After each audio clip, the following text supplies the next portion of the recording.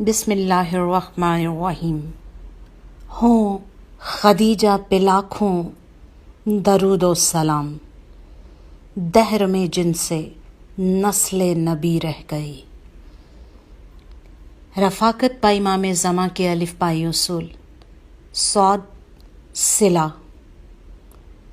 چاہتی ہوں آپ کی مدد کروں، اس بار نہ زبان سے نہ ہاتھ سے بلکہ مال کے ذریعے۔ مولا، میں چاہتی ہوں کہ جتنا میں نے کمایا اس کا ایک حصہ تبلیغ کے نام پر آپ کے لیے وقف کر دوں۔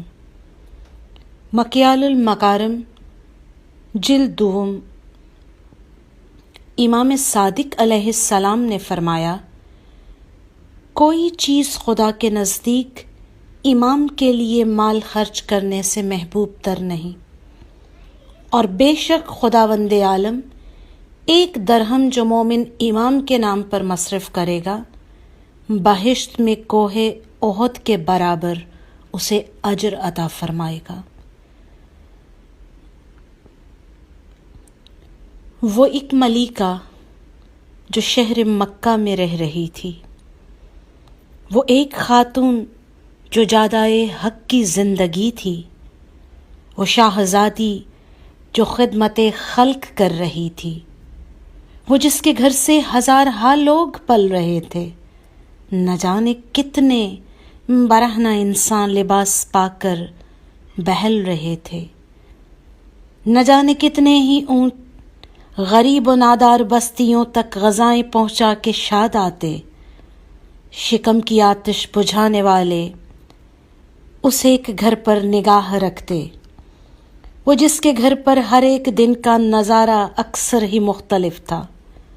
ہر ایک سائل جو در پہ آتا مراد اپنی وہ پا کے جاتا، وہ سب کی باتوں کو جان و دل سے سنتی، ہر ایک مشکل کو دور کرتی، دلاسا دیتی، سہارا بنتی اور مسکرا کے کہتی، کوئی ضرورت پڑے جو تم کو، کسی بھی مشکل میں گر پھنسو تو سیدھے اٹھ کر ادھر ہی آنا، یہ گھر تمہارا ہی اپنا گھر ہے۔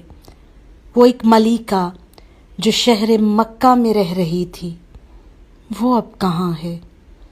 پھر آج کتنے غریب و نادار قطار اندر قطار یہ کس کی راہوں کو تک رہے ہیں؟ غرور پرور امیر زادے انہی غریبوں کی آج عزت سے کھیلتے ہیں۔ غریب کوئی جو در پہ پہنچے اسے حقارت سے دیکھتے ہیں۔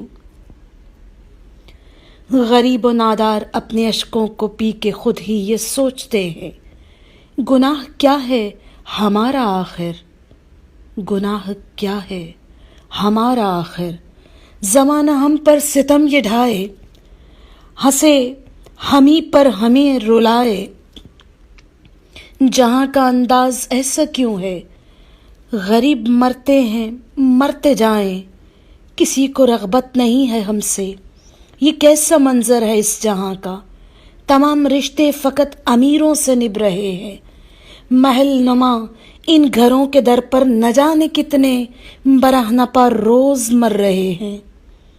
کہیں پہ ایسا بھی ہو رہا ہے کہ ایک چھوٹی سی جھونپڑی میں بوقت افطار چھوٹے بچے اٹھا کے ہاتھوں کو کہہ رہے ہیں، وہ ایک ملیکہ جو شہر مکہ میں رہ رہی تھی، وہ اب کہاں ہے، وہ اب کہاں ہے، وہ اب کہاں ہے۔